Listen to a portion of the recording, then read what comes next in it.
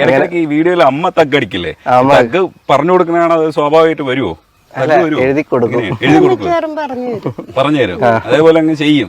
അമ്മ പിന്നെ അമ്മയുടെ ശൈലിയിൽ പറഞ്ഞാകുമ്പോ അത് കുറച്ചുകൂടെ രസമാവും. അമ്മയെ ഇപ്പൊ ഒരു സിനിമയിൽ അഭിനയിക്കാൻ വിളിച്ചിട്ടുണ്ട്. പടം അനൗൺസ് ചെയ്തിട്ടില്ല, അദ്ദേഹം വിട്ടുപോയതാ. ഓ, ഫ്രണ്ട്സ് ചെയ്യുന്നൊരു പടത്തിൽ അമ്മയ്ക്ക് റോൾ ഉണ്ടെന്ന് പറഞ്ഞിട്ടുണ്ട്. പിന്നെ എനിക്കൊരു മോളുണ്ട്, അതുകൂടെ പറയണം. മോക്ക് 2 മക്കളും ഉണ്ട്. പിന്നെ ഒരു ഇതിലേക്ക് വന്നു തുടങ്ങിയ വീഡിയോയിലേക്ക് ഇല്ല, അവരിവിടെ ഇല്ല. ഇല്ല അല്ലേ? ഉണ്ടെന്ന് പറയുക തന്നല്ല ചേച്ചി എപ്പോഴും പറയാറുണ്ട്, ചേച്ചിയെ പറ്റി പറയുന്നില്ലെന്ന് വീഡിയോ.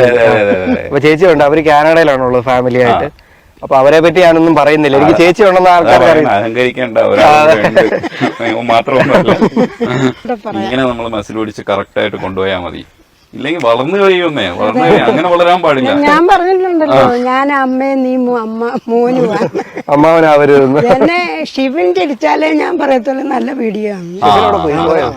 ക്യാമറാമാൻ ചിരിക്കത്തില്ല അങ്ങനെ ഇങ്ങനെ. അതായത് പുള്ളിക്ക് ഇഷ്ടപ്പെട്ടെങ്കിലേ ചിരിക്കത്തുള്ളൂ. അപ്പൊ ഞാൻ പറയും ക്യാമറ ഇരുന്നെങ്കിൽ അനങ്ങും.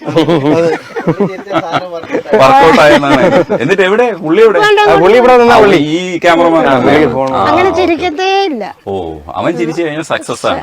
ഞാൻ പറയും അമ്മയ്ക്ക് സമാധാനമോ പുള്ളി. ഞാൻ പറയും ശിവൻ ചിരിച്ചെങ്കിൽ ഇനിയും കുഴപ്പമൊന്നും. അടിപൊളി.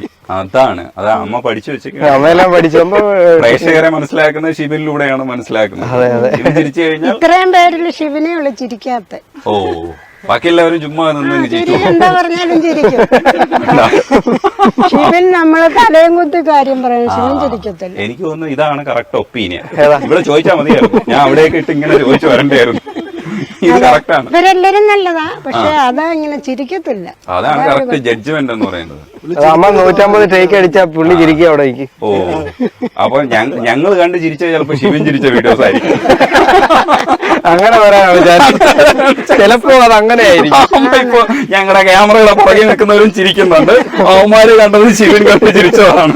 അമ്മ ഒരു ചോദ്യം വിട്ടുപോയെന്ന് പറഞ്ഞു, ആ ചോദ്യം ഞാൻ ചോദിക്കാം. അമ്മേ, ഇപ്പഴാ കല്യാണം കഴിക്കുന്നത്? അത് ഞാൻ എന്നും തൊട്ട് പറയും അമ്മനെ, ഇതുവരെ അവനെ അതിന് സമ്മതിച്ചിട്ടില്ല. ഞാൻ പറഞ്ഞു ഞാൻ പോയി ഒരു പെണ്ണിനെ ഇങ്ങ് വിളിച്ചോണ്ട് വരാം. അന്നേരം പറയാം വിളിച്ചോണ്ട് നിർത്തിക്കോളാം.